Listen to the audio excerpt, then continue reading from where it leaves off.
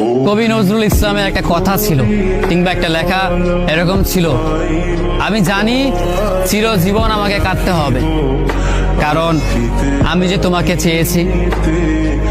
আসলেই আমি যে তাকে চেয়েছি এই জন্য আমাকে সারা জীবন কাটতে হবে, কারণ আমি তাকে কোনোদিন পাবো না, আর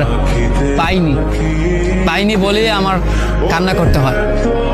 তাকে আমি প্রচন্ড ভালোবাসি বলেই আমার কান্নাটা আসে, তাকে আমি আমার করে পাইনি বলেই আমার কষ্টটা হয়।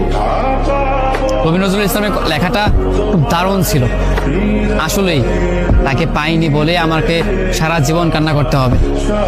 যদি সে আমার এই ভালোবাসাটা বুঝতো, আমার এই অসীম ভালোবাসাটা বুঝে আমাকে একটু বলতো যে আমি অন্যদের মতো কখনোই তোমাকে ছেড়ে যাব না, তাহলে বিশ্বাস করুন পৃথিবীতে হয়তো আমার চাইতে সুখী মানুষ আর কেউ হতে পারতো না।